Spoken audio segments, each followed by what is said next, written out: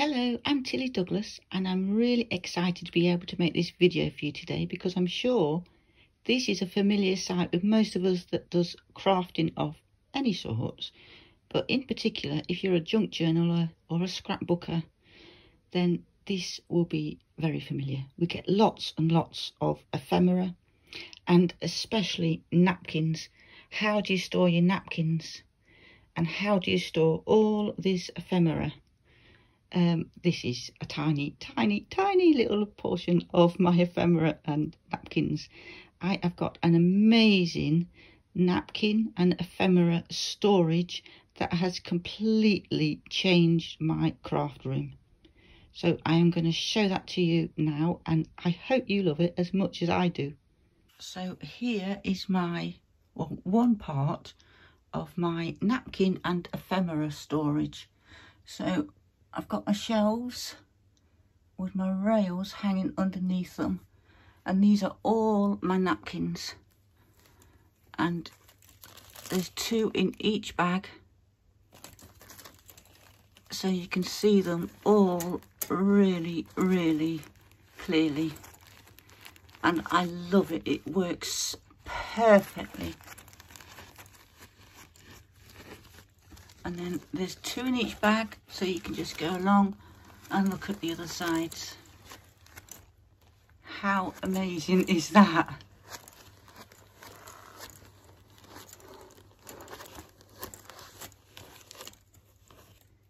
And then my ephemera, and I've also got them colour coded. These are some more napkins here. These are the packs that have got more than 2 in a pack. So these ones have got 2 in a pack, so they've got 1 either side, so you can see both sides. And these ones have got, where I've got more than 1 of each napkin. And all my napkins have got the green little the little binder clips holding them. I'll show you how I do all this. So the white are all napkins, all the white ring binder clips, and these are green, and these are all ephemera, well, fussy cuts really, although I didn't fussy cut them. I got them, my Cricut maker, I've got a Cricut maker, so I cut them out on there. And all of these are off Creative Fabrica, so I downloaded them all off Creative Fabrica and cut them all out on my machine, and there is tons and tons and tons of them. So anything with a green clip is from Creative Fabrica, so I don't get confused and use the wrong ones. At least I like to know where I've got them all from. Look how sweet they are. So all of these used to take up so much room. I used to put them in boxes and baskets and all sorts of things, but now I just have them all in these little baggies.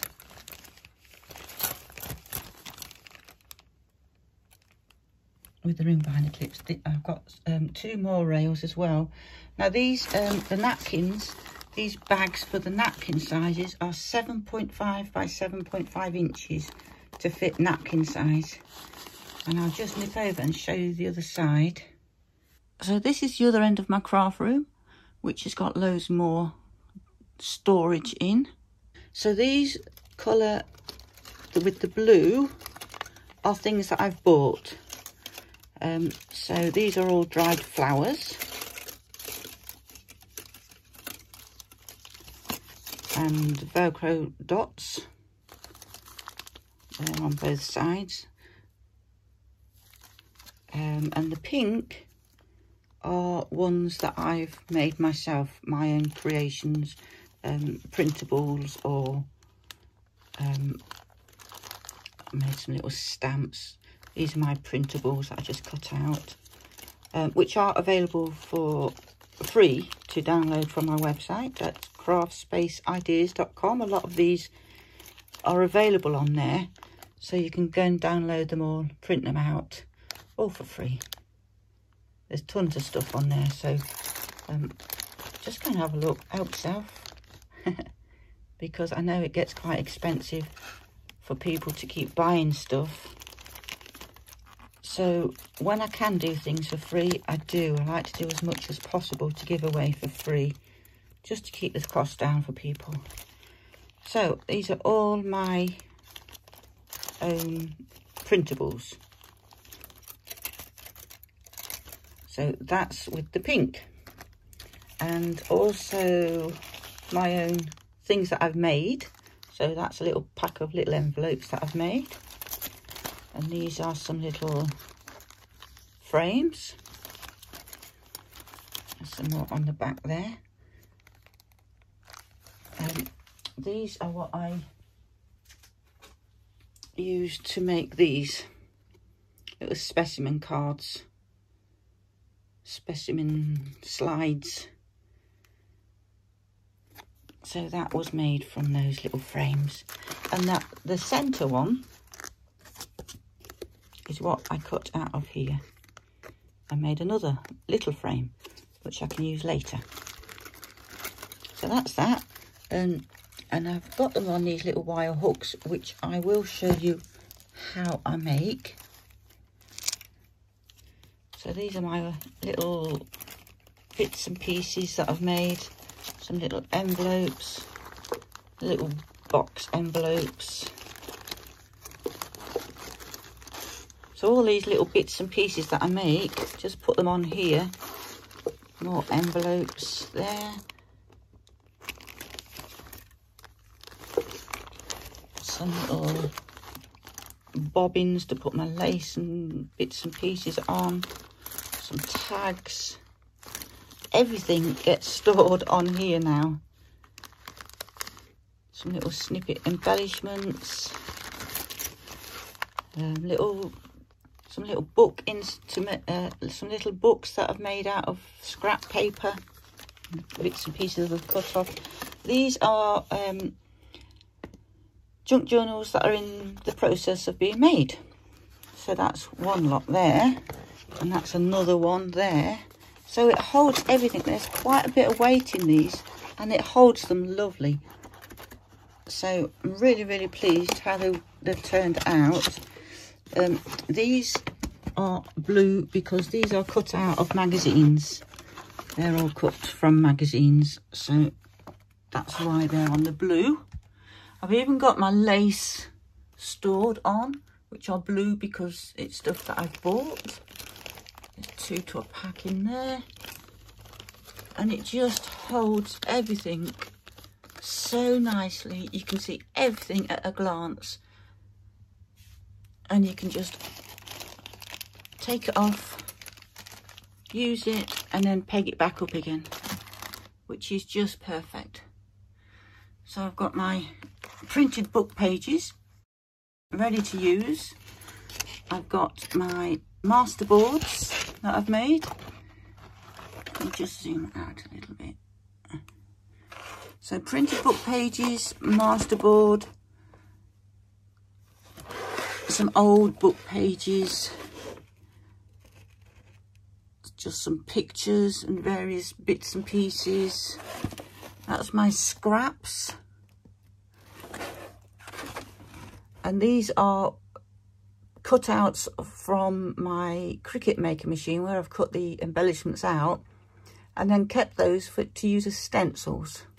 So that works really nicely as well. Just as a side note, these shelves are the ones that was in the pantry of this house. So they're really old, and that's why they look all gnarly. But I loved the fact that I could reuse those and keep them in the house.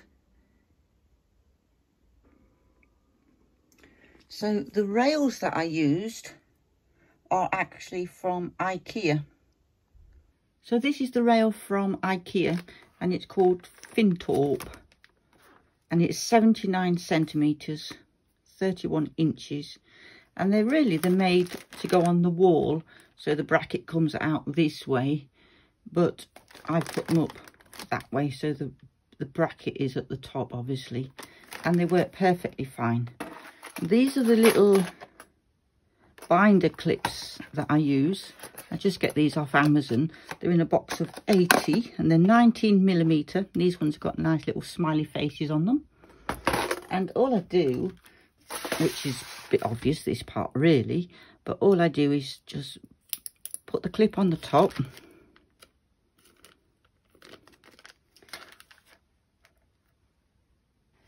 And then I have my wire and clip it on. And then I just nip that bit closed. And that is nice and secure. That's not going to come off there at all. And then just hook that over the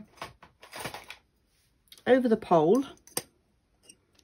And then just nip that a bit as well, just to keep that on. It just makes it all a lot easier, stops them falling off. And they never fall off. They're just so secure. I'll show you how I make these little wire clips and the wire that I use. So that's just a box of the blue ones.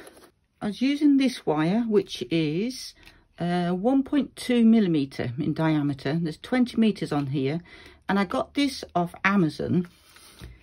But I have found another one which works out a lot more economical. And for those of you in the UK, this was from Wilko's, and it's 1.25mm, and it's ½ kilogram, so you get loads more. And I think that was £1.99.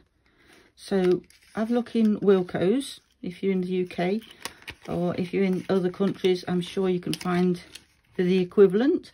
If not, this is the one that I was using for a long time, which was from Amazon, and that's 20 meters, 1.2mm diameter, galvanized, general purpose use. It's just garden wire. I tend to make them up in batches, so this is the stage I've got to here. So I'm just going to show you how I make these clips. I don't undo the whole wire because it all just pings open, so I just feed it out as I need it. So I just pull it through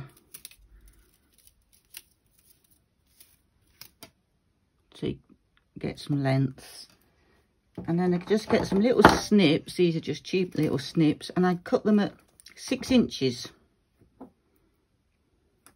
So I just measure the first one like that, hold on to it and snip it, and then measure the others and snip them the same length. Doesn't have to be exact. Well, I don't think it has to be exact. If you're a bit more precise, you might want them exact, but I don't. So that's the first step. I just snip a load of sections of 6-inch wires, and then I get my little round nose pliers, one end, and just give it a turn. So it's like that, and then put it in again and give it another turn. Hold it in the flat part, and then just twist it round like that. The next step, I use this little piece of copper pipe, but you can use anything to wrap it around just to give it that bend. So I hold on to this part and I bend it the opposite way, just around there, just like that. And then I bend this end this way. So exactly the same again. Curl it around. And once it's curled once, it's easy then just to nip and just twist it like that. And nip the ends so they're nice and flat, no sharp bits sticking out. And then one last step. I used to do it on the longest end. These are quite equal, but I used to do it on the longest end and put a turn like that. So we've got, oops, that sort of shape. And then when you put it on the binder clip, just click it in and squeeze that shut. And then that's nice and secure. So it really is as simple as that. And I have my bags, which I also hang. I mean, that's a lot of weight in there, but these hold it lovely. Even this, with all this weight, it holds it really securely. So I never worry that they're going to come off. But I even have my bags that I hang in a hangy bag. Just so I've got them ready, so when I get new embellishments, I've got bags to put them in. And I put cardboard in them just to make them easier to see and keep them nice and flat. So that's my storage ideas. I hope it works as well for you as it does for me, because like I say, it has completely transformed my craft studio and I have loads more space now. So I'll also have a blog post to go along with this, so head over to craftspace-ideas.com to have a look at that and get those freebies that I talked about earlier.